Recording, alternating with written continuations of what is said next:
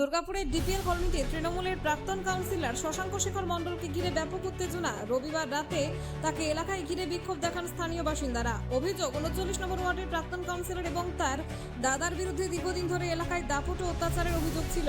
স্থানীয়দের দাবি, রাজনৈতিক পালাবদলের পর পরিবার নিয়ে এলাকা ছেড়ে চলে গিয়েছিলেন শশাঙ্ক শেখর মণ্ডল।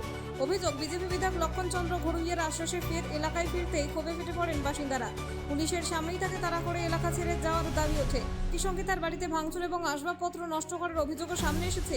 পরিস্থিতি নিয়ন্ত্রণে আনতে পৌঁছায় বিশাল পুলিশ বাহিনী। উত্তেজিত জনতাকে ছত্রভঙ্গ করতে পুলিশের লাঠিচার্জ এবং কাঁদানে গ্যাস ব্যবহারের অভিযোগ উঠেছে। পরে পুলিশ প্রাক্তন কাউন্সিলর শশাঙ্ক শেখর মণ্ডলকে গ্রেপ্তার করে নিয়ে যায়।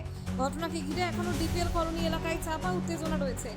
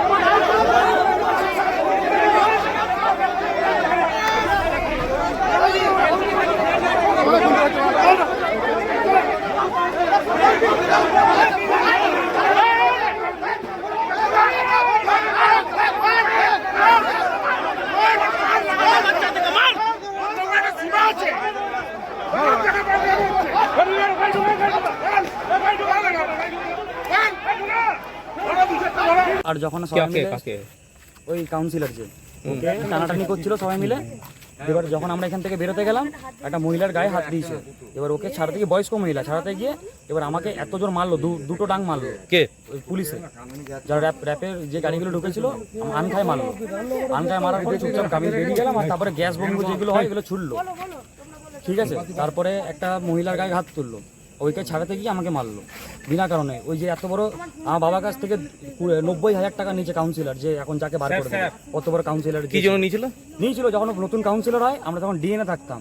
এখন আমরা চলে গেছি কোকোম্যান থানার পেছনে। তখন ওই টাইমে বাবার কাছে 90,000 টাকা নিয়ে সুজিতদা দিতে হবে। বাবার নাম সুজিত চক্রবর্তী, ডিপিএলে চাকরি করে। তখন 90,000 টাকা নিয়েছিল। কেন, কি কারণে নিল? দিতে হবে, না হলে কোয়ার্টারে থাকতে পারবেন না। তখন চকলেট বোম থেকে শুরু করে যত রকম বোম হয়, কালী ফটকা সব মানে ঘরের ভেতরে দুমদাম মারে। আর আমার বাবা বহুত পোলাইট, আপনি যাকে জিজ্ঞেস করবেন ডিপিএল ইয়েতে বের করে যথারীতি মতো লোক দিয়ে মানে যাচ্ছে তাই। কে করেছিল এটা? এই শশাঙ্ক শেখর মণ্ডলই কড়াকড়ি, শশাঙ্ক শেখর মণ্ডলই কড়াকড়ি ছিল এটা। আজকে আপনাদের কি হলো, ঘটনাটা কি হলো, পুলিশ এসে কি করলো? ওরা এসেছিল, আমাদের কাছে ইনফরমেশন এসেছে, ওরা এসেছিল। আমাদের একটাই দাবি, ওরা এখানে কলোনিতে কেন ঢুকবে? এতদিন তো অরাজকতা চালিয়েছে টিএমসি আমলে, তো এখন বিজেপির ইয়েতে ওরা কেন করবে? তারপর পুলিশ এলো। তারপরে পুলিশ এলো, ঠিক আছে। পুলিশকে অনেকবার আমরা রিকোয়েস্ট করেছি আমাদেরকে দেখতে দিন ও আছে নাকি। আজ পর্যন্ত দেখতে মানে এখন পর্যন্ত তো দেখতে দেয়নি। তখন সবাই শান্ত হয়ে গেছিল, কিচ্ছু কেউ করেনি। কিন্তু তখন দেখছে যে পুলিশের ট্যাঙ্ক মানে গাড়ি ঢুকছে, মানে অনেক পুলিশজন ঢুকছে।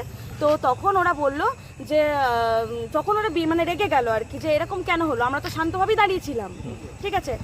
আমরা গিয়ে তারপরে অনেক রিকোয়েস্ট করার পর আমাদেরকে দেখতে দেওয়া হলো। আমরা দেখলাম যে ও বাড়িতে নেই। তারপর সবাই শান্ত হয়ে গেছিলো। কিন্তু শেষে মহিলাদের ওপর লাঠিচার্জ করা হলো। আমি শুনলাম যে ওখানে দুটো মহিলার হাত ভেঙেছে, ঠিক আছে, শরীর প্রচণ্ড খারাপ, এবং এখানে কাঁদুনি গ্যাস দেওয়া হয়েছে এবং লাঠিচার্জ করা হয়েছে। এটা কেন করা হয়েছে?